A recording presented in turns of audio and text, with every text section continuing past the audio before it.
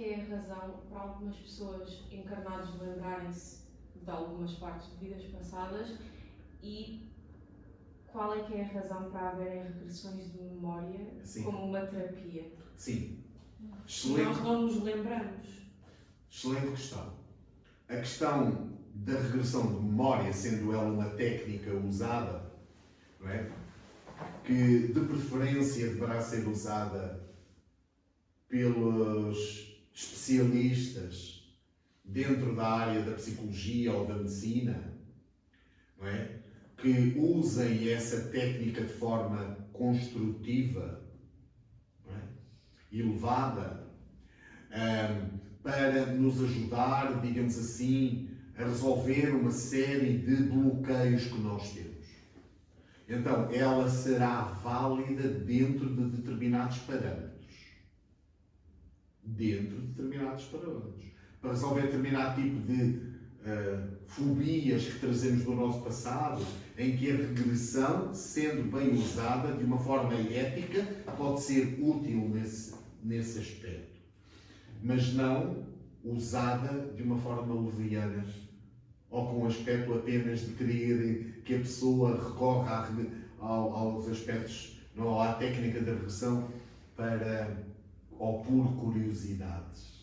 Isso é um problema, pode ser uma dificuldade gigante na vida da pessoa, porque aquilo que pode assomar depois ao seu consciente, de uma coisa que lá está guardada, ela pode não ter condições nem estrutura moral para saber gerir isso. E vai ter que conviver no seu consciente com uma informação que ela não deveria ter sabido naquela presente existência. Por exemplo, o meu pai foi meu assassino. Por exemplo. Essa informação pode criar um problema gigante na vida da pessoa. Na existência da vida presente dela, na relação, por exemplo, que tem com o pai. Entre muitas outras situações que possam ser ditas ou afloradas. Ou que eu fui uma pessoa que criei problemas gigantes para outros, que lesei, que ofendi, fui homicida, não é? Então, ter esse conhecimento no presente do nosso consciente pode ser um problema sério.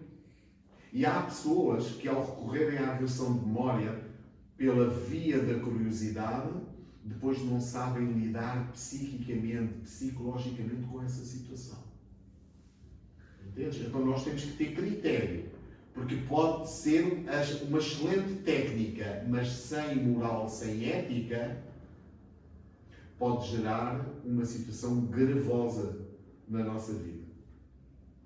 A outra questão, perdoa-me, era porque há pessoas então que nascem se com lembram, conhecimento de vidas passadas. porque o passado, o nosso passado, não está completamente vedado na nossa vida. Existem várias formas,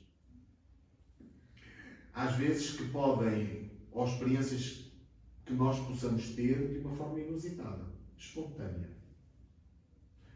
até através dos nossos sonhos, por exemplo, em que estamos fora do corpo, em que nos pode ser dito determinado tipo de informação, em que nos possa ser revelado uma situação específica que nós tínhamos vivido no nosso passado, em outras existências. Muitas das vezes isso pode acontecer. Da mesma forma que eu posso ter uma determinada faculdade de retrocognição, quer dizer, ter uma experiência de déjà vu, por exemplo. Eu já tive aquilo, eu conheço isto, por exemplo, e que eu tenho que saber, compreender, à luz da doutrina espírita, a razão porque é que isso possa acontecer. Mas o ter acesso, nem que seja um vislumbre desse passado, isso representa um grau de responsabilidade para mim. Porque eu tenho que saber gerir essa informação. Na minha vida presente, alguma coisa que possa vir até mim, alguma coisa que me possa ser mostrado, alguma coisa que me possa ser dito de uma forma espontânea, sem que eu procure. De uma forma espontânea. Uma experiência fora do corpo. Alguma coisa que os benfeitores espirituais me possam mostrar. Que possa ter a ver com uma situação que eu depois leio, releio, medito sobre aquela experiência e disse, espera lá, isto pode ser uma situação que tenha a ver com o meu passado espiritual. Mas porquê é que isto acontece na minha vida? Porquê é que os benfeitores espirituais permitem que essa situação me apareça? É para que eu tire a lição, para que eu faça a aprendizagem, para que eu retire a melhor parte, para que eu retire a experiência, que ela possa ser válida para me ajudar a ser uma melhor pessoa durante a minha presença, durante a minha presente encarnação. Às vezes podem acontecer situações de nos serem mostradas na nossa mente coisas que têm a ver com o nosso passado e que podem ser até aflitivas. Mas isto faz parte do género de provas pelo qual nós precisamos de passar. Primeiramente, perceber que nós somos espíritos individualizados. Segundo, que nós temos experiências as mais variadas possíveis. E se essas situações aparecem na nossa vida de forma espontânea, é alguma coisa que eu tenho que aprender a gerir. Pedir a Jesus, aos bons espíritos, a força, a luz, a coragem, que me ajudem a retirar daquela experiência a melhor lição para a minha aprendizagem, no meu processo de amadurecimento. Fazemos compreender, meus queridos, em relação a isso. Muito bem. Então vamos lá. Retomando aqui o texto. Que é importante nós nos situarmos no texto, naquilo que foi lido. Diz assim, no seu regresso ao mundo dos espíritos, a alma reencontra todos os que conheceu na Terra. Isto é uma ideia geral. Não obrigatoriamente que seja assim e que seja uma chapa assim para todos os casos. Até porque nós vemos, através das comunicações mediúnicas, a diversidade de situações. Portanto, nós podemos dizer assim, retornamos ao mundo espiritual e podemos reencontrar aqueles que nós conhecemos na Terra e que já estão no mundo espiritual? Sim, isso pode acontecer. Reencontrarmos os nossos familiares, aqueles que nos antecederam nessa viagem para os continentes do Espírito. Reencontrarmos os nossos amigos. Se calhar até reencontrarmos aqueles com quem ofendemos. Aqueles que nós se calhar prejudicámos, aqueles que nós poderíamos ter feito uma maior soma de bem e não fizemos. Porque nós atendemos mais, se calhar, enquanto estávamos no corpo, às questões imediatistas da nossa vida. Fazemos compreender. Então as situações são as mais diversas. Agora, quando Kardec diz assim, sim, a gente retorna ao mundo espiritual, e de uma maneira geral podemos reencontrar aqueles com quem nós convivemos na Terra. E outros que nós desconhecemos enquanto estávamos encarnados, mas que continuam no mundo espiritual a ser nossos amigos. Porque as nossas amizades não ficam apenas restritas àqueles que nós conhecemos na Terra. E existem amizades que nós temos, há espíritos que estão encarnados em diversas latitudes. E que estão desempenhando também o seu trabalho e a sua tarefa, como nós estamos aqui. Nesta latitude, neste caso, entre os 37 e os 42 graus de latitude norte. Não é? Para o Brasil é outra latitude, bem maior, bem mais extensa. Não é? Mas, na experiência que nós estamos a ter, temos que a valorizar.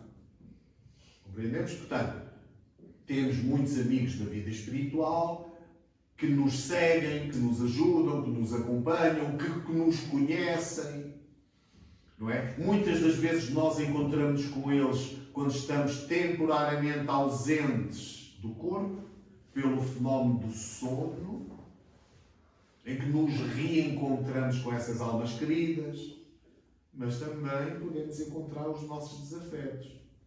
Também podemos ser confrontados com os nossos obsessores, com aqueles que se colocam na nossa vida na condição de adversários, que nos podem caluniar, que nos podem perseguir das mais diversas formas. Então aqui o benfeitor trata, ou mostra aqui a ideia geral. A gente reentra novamente no mundo espiritual. Porquê que a gente diz que reentra? Porque não é a primeira vez que a gente desencarna, ou que vai desencarnar. Nós já desencarnamos, olha. E já encarnamos, olha, imensas vezes. As experiências que nós temos entre o ir e o vir, entre o mergulhar na carne e o sair dela, entre o assimilar matéria e o desassimilar matéria, são experiências inúmeras, diversas, que nós vamos conquistando, trabalhando, desenvolvendo ao longo dos milénios. A nossa vida não começa no corpo. A nossa encarnação é apenas um elo de uma cadeia gigante de conquistas já feitas no nosso passado. Umas mais próximas, outras mais distantes. E temos um futuro gigante à nossa frente, com páginas por escrever no livro da nossa vida. O engraçado, sabem o que é que acontece com o livro da nossa vida? É que no livro da nossa vida, a nossa historiografia espiritual, nós temos uma página que deu início a ela, certo? Está lá perdida na longa noite dos tempos.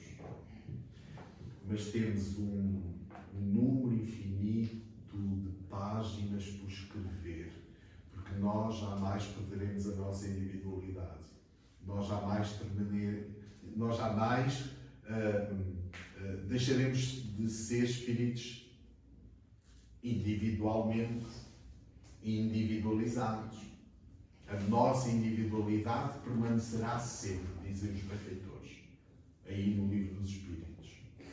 Então, a única diferença é que o livro da nossa vida tem um número infinito de páginas, não é? Comparativamente com o livro físico.